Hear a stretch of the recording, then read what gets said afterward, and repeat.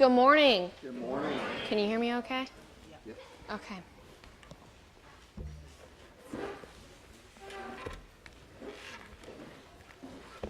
So it might be short and sweet today, but that'll be all right. Yep.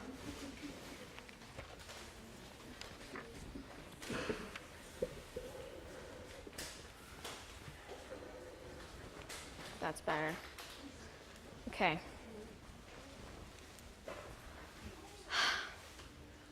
Good morning. Good morning. So today, I'm going to be preaching on childlike faith. Does anyone want to tell me what childlike faith means to them? Probably be a little loud. Yeah, you, go ahead. Childlike faith to me is that no matter what your age, no matter what the circumstance, children trust. Yeah. They don't put up walls, they don't put up barricades, they believe and trust. You tell them anything, you say the moon's made out of green cheese and you can fly up there and get some, and they'll go, okay. Yeah.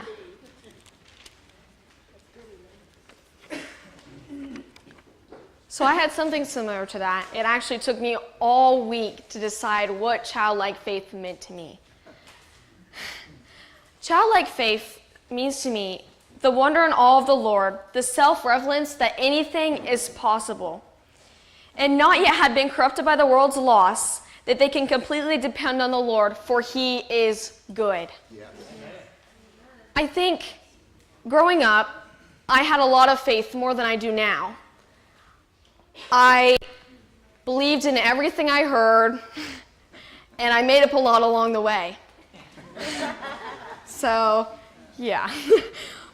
But I had so much faith that I believed I could get anything. Anything I wanted, the Lord would provide it.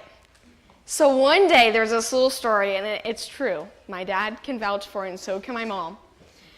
We were in the car on the way home, and we stopped by the pet store, and I said, Dad, I want a gray fuzzy cat with blue eyes. And he said, there's no way I'm getting you a cat. You have upteen chickens at home, you've got goldfish in the pond, there's crickets in the grass, you don't need a cat.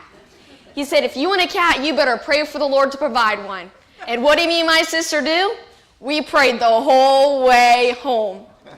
And when we got home, we went outside and played on the playground that we have at our house, just some swings and a slide. And sure enough, coming across the field were these two fuzzy gray cats with blue eyes. I promise you. Yeah, little itty bitty kittens, just hopping along. And we were like, come here, come here, come here. You know, we were antagonizing them over, and they did. No collars, nothing. I mean, they were ours. The Lord provided them. But what did my dad say? You can't keep them. You can't keep them. You got to return them. I'm like, but Dad, they're ours. They're ours, Dad. So, yeah, long story short, we didn't get to keep the cats that the Lord provided. But that's how strong my faith was. And I was thinking about it since I've been preparing this sermon. Wouldn't you just like to go back to when you were a kid and your faith was so strong in the Lord? But then you have to remember what started that made all that stop. What makes you think just because you become older, just because we're graduating, we can't have that childlike faith anymore? We can. We can have it. We can have it to the day we die. We can take it to heaven with us because that's where it's going to happen. We have to have that faith so strong that anything is possible. We can't let the loss or the corruption of the world set us back. We can't let our parents, just because they told us that we're not going to get any more tooth fairy money because we're too old for that. Yeah. Yeah. You quit losing teeth. Yeah, I quit losing teeth. That's exactly what happened.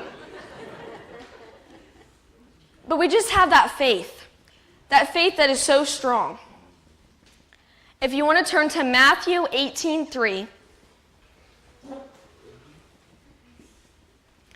it says, And verily I say unto you, except ye be converted and become as little children, ye shall not enter into the heavens.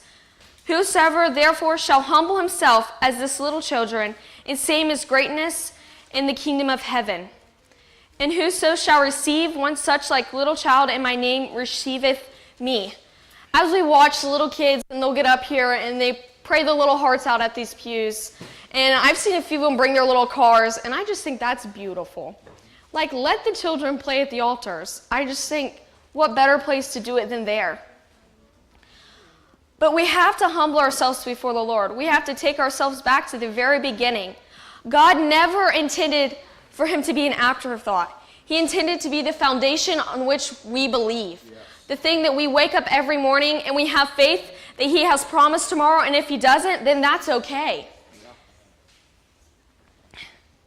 I read something the other day. Actually, my dad read it the other day and showed me it. But it says, Isaiah it says, we worship is like a coat. When you put on a coat, whether it be raining, snowing, or just cold outside, does putting on that coat change the weather? No. So putting on a jacket is very the same condition and circumstances in which life, if you were crushed yesterday or if you're thriving today, you put on that coat anyway because it's cold outside.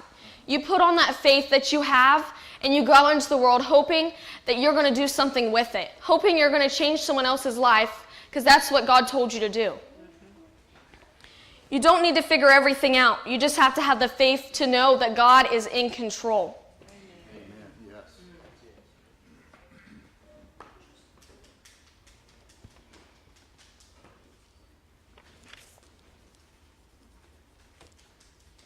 You know, that's kind of all I got. Yeah, that's all.